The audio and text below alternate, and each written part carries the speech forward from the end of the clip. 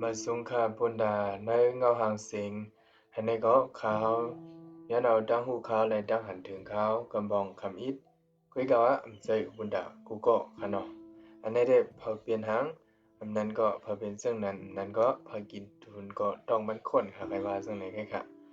ซื้อมันได้ก็คาเลยเสอะยังอ่านเสอไว้ว่าการได้นั้นในย้อนสังอันนั้นก็ส่องสู่ยามวนถึงอยู่หือนะครับ หนึ่งค่ะการได้นั่นคือนาย้อนผู้นำได้เอากันว่าป้ากันเป็นเขาเย็นนั่นก็ว่วนเฮ็ดโฮมมึงก็ผู้เพอกวนเมืองหุ่นโขจอนจมหลายๆแค่ว่าซึ่งไหนค่ะอุ่นค่ะ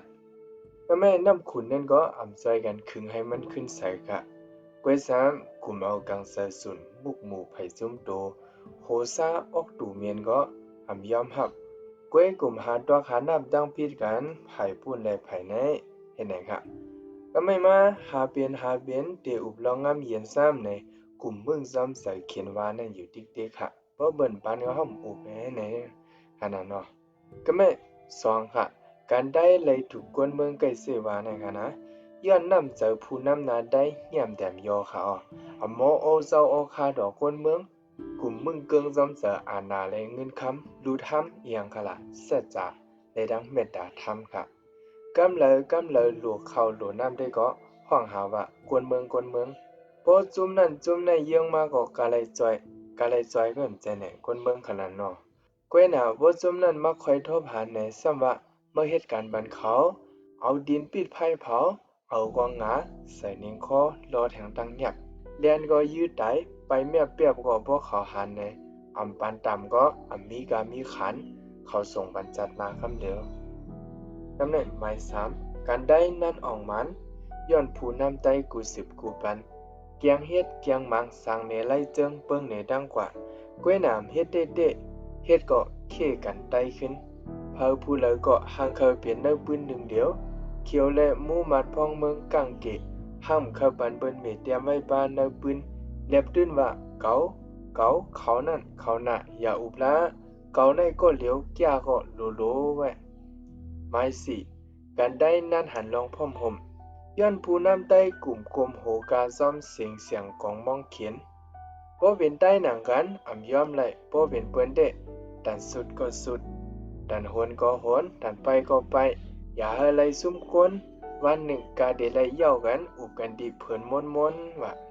บางเมื่อบางบ่ฮู้อยู่ว่าเป็นมายาเขียนก็ตึกกว่าซ้อมลอกเห็นและเข่งข้อกันปุ้นหน้าว่ากันบ่ดันว่าเจอกวน สำใจฮะมวนตาลำเหมือนผู้สังซ้อมเขาว่าซ้อมไว้มาก็เหมือนเหตุการณ์ส่วนตัวเขาเอาอาดามาหน้าดอซาปองอยู่ห้างมันแมกสังไหนค่ะเกมไหนมาหมายฮาค่ะการได้นั่นออกมานั่นป่วนปันจัดคาแน่เนี่ยย้อนผู้หูได้กำพองใกล้เสเน่เหล่าว่าเลอเซลองวนเมกว่านะว่าหนังอันเขาว่าก้วยการเศร้าเขาก็เฮ็ดจำสัง กลุ่มมึงกวางซ้อมรวมโลกับเพราะว่าก้นหูเขาก็ส่วนสิ้นสารมากครับนะเล่นสุดไปวนเจแน่ค่ะป้าเหล่เขาถึงเนื้อออกลุกไปวนนั้นจุบกินเลือดได้ขึ้นนั่นก็ปอค่ะคนนำหมอกก่อโคห้องไม่ดังก็นับสอนต่อนำเม็ดนำตอนมันปลาหล่อนๆกำในมาพึกพ่อนบันก้นหนุ่มก็กลุ่มเฮาอยู่เนื้อลอกเสาเก่าคือคัดคือเฮาได้เตียกกันมาดีๆกำในไม้หก การได้นั้นเปลี่ยนเยาขึ้นดูแน่ย้อนสั่งไหนย้อนผู้นำได้มีจูมีดังหูนำกันไหลเมียวไหลอันค่ะไหลเมียวน่ะบางซุ่มว่าโหลยิบเขียวบางซุ่มซ้ำว่าโหลยิบผ้าบางซุ่มซ้ำว่าตาเฮาไปซ้อมล็อกแน่ละบางซุ่มว่าตาเฮาอ่อนกันเฮ็ดก้นกะบางซุ่มซ้ำว่าเพื่อได้ใส่สิ้นอย่าใส่โคเฮ็ดละว่าไหนมาลื่นสุดเผอป้าจะสังเฮ็ดนั่นอันเลยเจี๊ยบเลยมันโหมาฮักกันกว่าเด้ใจเขาฮะใจหน้าอาอูเอาปู่ปาลุงลูกเมฆเขาค่ะห้ามเอาอย่างมาขำตังเขาค่ะเนี่ยเอาตาล้ำคำอยู่เนื้อถ่องคอกเล็กขังแน่เนี่ยมาขำตังเขาเสียมกะเอาบ้าพิงเงลิกไล่ไปมอนเดศาสนาเนี่ยมาเฮ็ดโหดตามเติงนาตึกปันเขาแทงลูกก่อนครับย้อนเบอร์เขาเป็นไหนมาดึกรู้คู่ได้ในจังกงเสาได้ในจังทรงคือมันมากวนใส่ได้ซ้ำหย่องยันซ้อมเราดังยาค่ะบางเจอซ้ำใน ก้มการเนื้อจับหลุกเปิ้นบานมังก็มังจุ้มหิมมังอันบ่ตายค่ะ